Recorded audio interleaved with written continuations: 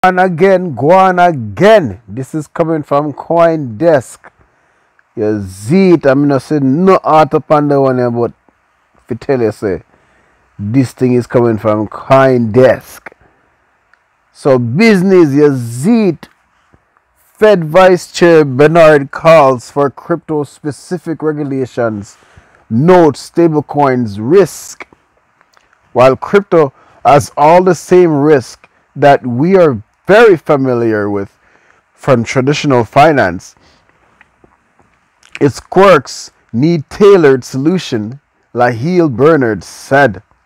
Federal Reserve Governor Lahiel Bernard detailed the policy considerations around a digital dollar on Monday. Federal Reserve Vice Chair Lahiel, I think that's her name, Lahiel Brainard said the cryptocurrency market bears similar risk to traditional finance, but will need new regulations for situations not covered by existing laws. We have seen that the crypto financial system has all the same risk that we are very familiar with from traditional finance, she said in a speech at the Clearinghouse and Bank Policy Institution 2022 annual conference on Wednesday. What was that? But given the unique characteristics of crypto, there is a need for creating clear regulatory guardrails. Brainard is leading the central bank's exploration of digital US dollars, and her role as the number 2 person at the Fed makes her opinions on crypto quite significant. Brainard's latest remarks echoed her previous statements that the sector needs to meet the same safety standard as traditional finance in order to prevent it from becoming a threat to the broader financial system. The Fed Vice Chair also reiterated the risk of stablecoins in her speech. She predicted there will be a lot more of such tokens created by private sector in the future, calling into questions if the central bank should issue its own central bank digital currency.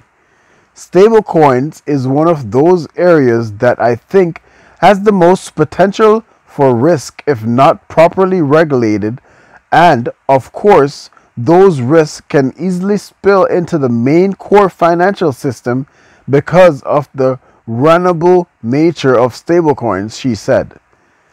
Back in May, some 60 billion in value evaporated almost overnight after the collapse of algorithmic stablecoin Terra UST.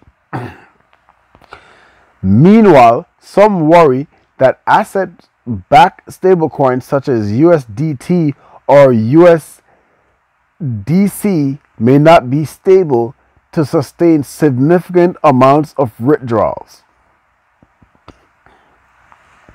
So you know them are this up Binance, right? So and them are this up Circle too, you know, cause I think Circle is a USDC, you know, and Binance is a USDC. One of them have that technology. So in November 2021, a committee known as the President's Working Group on Financial Markets, whose members include the likes of Fed Chair Jerome Powell and Treasury Secretary Janet Yellen, issued recommendations on stablecoins. Brainard characterized its report as very strong, and she said that she agrees with the recommendation that stablecoins should be subject to bank-like regulation and that credential guardrails and the liquidity backstop are the best way to situate stablecoins. So you hear that.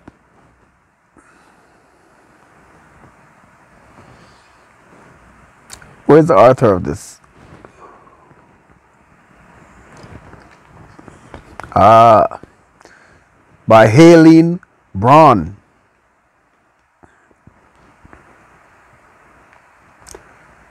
You see, them interesting night, man. I tell you.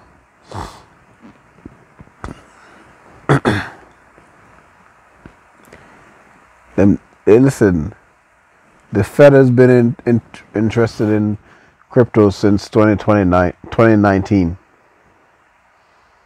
In CBDC, central bank and digital currency, since 2019. All right? They just weren't saying nothing.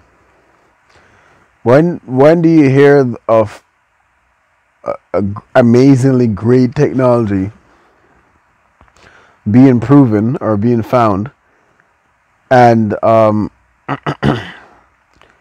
government is going to be the first one to be announcing this?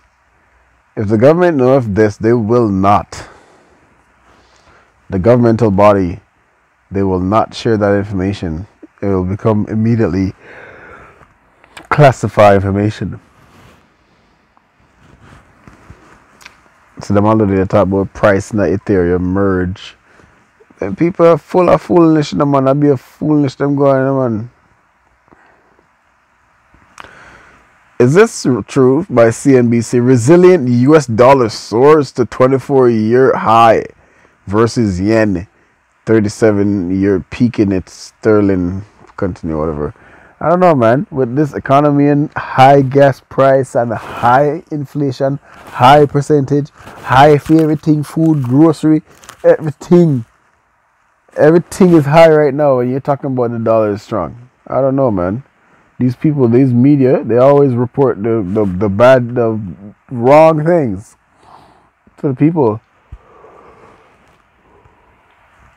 Sometimes they mix up the good with the bad, so it's hard for other people to see what they're really doing. It's called program.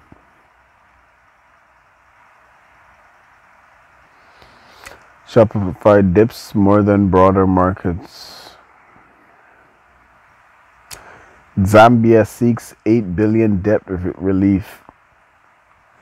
You see why these countries are going over to CBDC? Because they're all in debt thanks to IMF.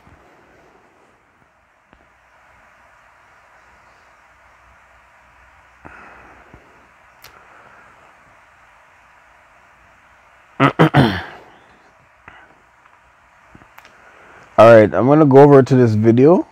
It said things are so bad. Central banks are doing something never done before. Jim Bianco. So here we go. We're going over to the video. Seems to me that market participants are pricing in a likelihood of a 75 basis point rate hike. I'm looking at the Fed Watch tool, anywhere between 78 to 80% probability. Your expectations? Are you agreeing with consensus right now, Jim? Yeah, my expectations, I've always said, are very simple. Whatever the Fed Watch tool says is what I think is going to happen. Since it's got, as you pointed out, about an 80% chance that the Fed's going to raise 75 basis points to 3 to 3.25 range, the third 75 basis point move in a row. That's what I think that they're going to wind up doing. Underscoring that is the Wall Street Journal today. Nick Timiraos, the chief economics correspondent, wrote a piece where he said Fed officials are not pushing back on the idea that the market is pricing in 75, because yesterday and even into early yesterday, it was still pricing about a 55% chance that the Fed was going to raise 75. Well, his story was interpreted as a signal from the Fed through the Wall Street Journal, similar to what we saw in June, and the odds shot up to 80%. Add into that, the Bank of Japan moved 50 basis points today. The ECB is expected tomorrow at their meeting to move 75 basis points. The table is set now that the Fed is going to stay uber aggressive in raising rates and dealing with the inflation problem. And at this point, even next week's August CPI report probably won't move the needle unless it's a gigantic surprise. That could move the needle later on for November or December if it's confirmed with subsequent reports. But I don't think even that could change what's going to happen in 2 weeks. You mentioned that just until recently, the expectations for a 75 basis point hike were lower. What changed, Jim? What are these signals that you mentioned? I think what's changed is the focus on inflation away from the peak to the natural level. And what I mean by that is, everybody on Wall Street was talking about, I think inflation peaked at 9.1% in June. Look, I do too. But that's not that important. What is important is, if inflation is on its way down, where's it going to settle out? And I think more and more people are starting to think not 2%, maybe 3, maybe 4, maybe 5, somewhere in that range to be determined, but basically not 2%. And if that's the case, the Fed's got a lot more rate hiking to do. The Fed has defined neutral, and I think they're right on this, as 50 basis points above the inflation rate. Well, if the inflation rate is 4, then neutral is 4.5. That's just neutral. They haven't even started to tighten then at that point. So I think what's changed is this belief of, forget about whether or not we peak. That's not as important as, we're not going back to 2. We're probably going to stop at something higher. That's consensus expectations. Do you agree? I mean, what's your own personal view on inflation? Well, the consensus expectations, I think, is still this idea that we were going to go to 2, but it's starting to come off of that, and it's starting to move closer to 2.5 to 3. I'm more in the 3 to 4 to 4.5 range. I still think that inflation is going to be a lot stickier than the consensus thinks. Even though the consensus is raising their number, 60 days ago, they were still thinking 2% was a realistic chance once we got inflation peak. I hope it goes to 2%, but I'm really not watching that market.